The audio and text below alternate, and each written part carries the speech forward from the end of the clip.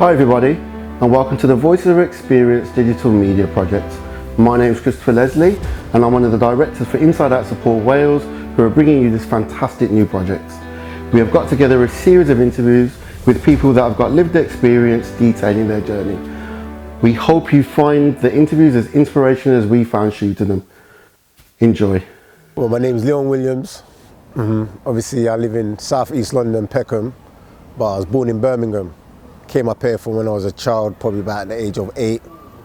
Obviously, family problems, mum and dad, so my mum came up here. Grew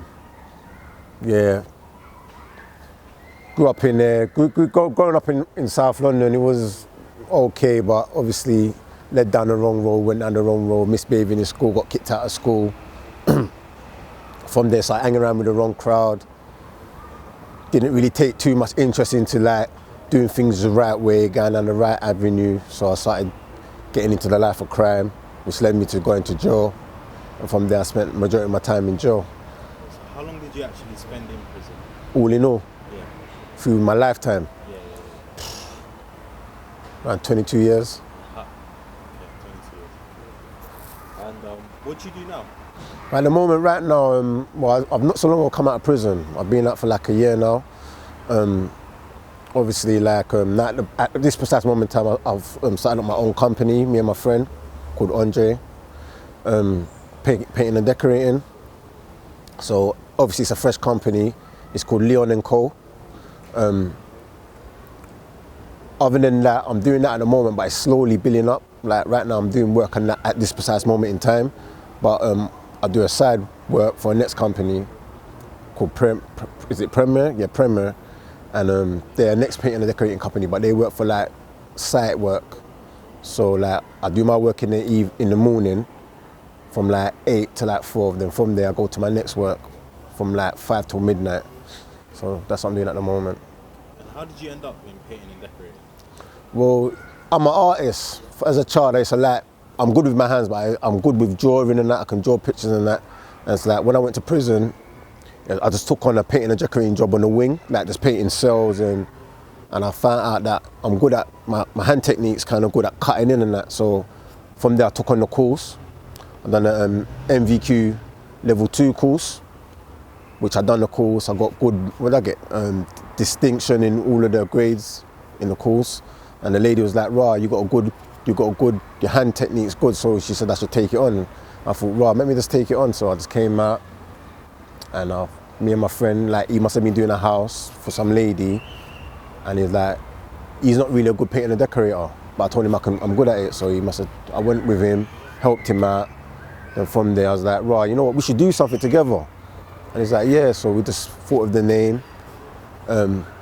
I invested in a van. Then we done 1 and 2 jobs, and we started buying our own like tools and that. And from there we just gradually just trying to build it up now.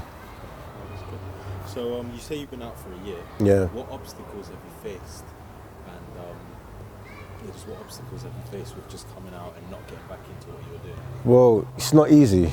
It's not easy, and I'm not going to sit here and be like my mind not drift off at times and occasions. But because of the situation that I've been through in my life of being in and out of prison, I can't go back to prison. I think that's just, it's too much for me right now. Like, I'm 41 this year, so it doesn't make no sense to me. So like the obstacles of being out here, yeah, it is hard. Like at this precise moment, like I've got a child on the way. A child will be born in like three months time. So I'm really focused on him, and like finding work.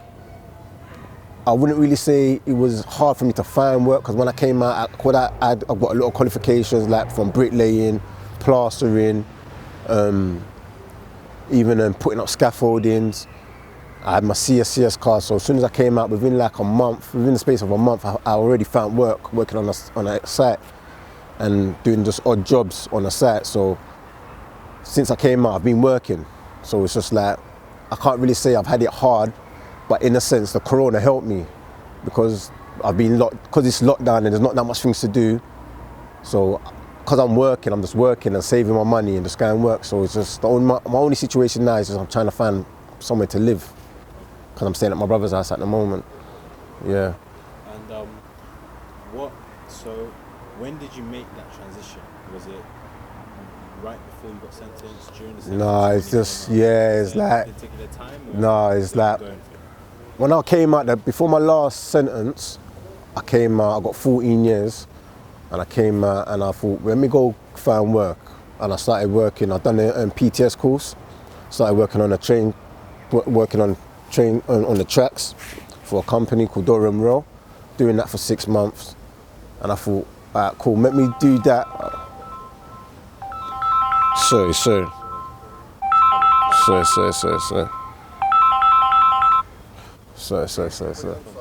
Yeah.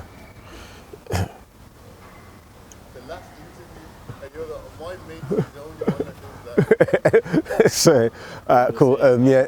You got out and then you're on the railway track. So the question I asked you was, when did you realise that you wanted to transition out of this life? Well, yeah, as I was saying, yeah, I got out and I went back to jail. Basically, I got out and I went back to jail. That's when I came out from the year ago. I've been up for, I got recalled. I got an extra sentence on top, 6 years. And from there, I was just like, this is too much. I can't do this no more. Because what it was for me, because when I came out the last time, I was doing the working on the tracks. My life was good until I started dabbling into drugs and that. Then I went back to jail. So, and I was doing okay. So I thought to myself, if I come out and do that all over again, all I'm going to do is just go down the wrong road and end up back in prison. So it don't make no sense. Plus, I'm getting older. I've done like 22 years of my life in jail. Like, it's not adding up. You understand? So I thought, no, I can't do this no more, man. It's too much. So if you had to compare the quality of your life from before, when you were in and out of jail, doing whatever you were doing, to how it is now, and that time where you weren't doing anything that would like take you to jail, what's the difference? The difference is, Like legit and not legit? well, the difference is like now, I feel more free.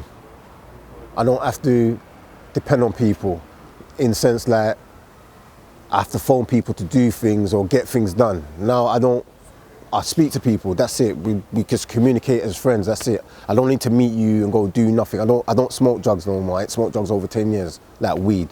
You understand? And that's where most things used to go pear-shaped. I meet people, start smoking weed. I don't smoke weed no more. There's no need for me to be meeting up with people and doing things like, especially, like, don't get me wrong, I still talk to people that are still on the negative, doing the negative thing on the roads and that, but yeah, I talk, but that's it. I don't meet up with them. You understand? So. And if you had to give advice to someone who was coming out and they didn't have accommodation, right, and they didn't have support either, obviously you're in the process of getting your accommodation, what advice would you give to someone who's sitting in jail worried about their accommodation? Well, obviously certain people, like, certain people's situations are different. Certain people they've got problems from like family, stem to family, drugs, whatever in it. But for me and like people that's probably on like being on the same road as me, just to stay focused, be more open. Certain people, they don't want to talk about the situation. There's help. There's a lot of help out there. Like, so like, just like look for help in it. Like rely on people that's going to create good opportunities for you. You understand? Certain people don't want to hold things in and don't be open up about their situation, and they lead them now to taking drugs and falling in with the wrong crowd.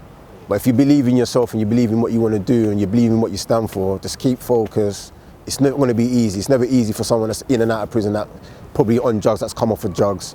Just stay focused and just try, just be open up about your situation, and yeah, just keep striving, remain strong.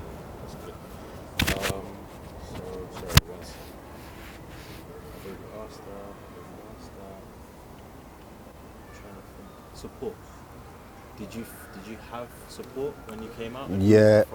Well, I had support from my family and my friends. Two of my friends, like my business partner, that's in and out of prison. My family's always been there.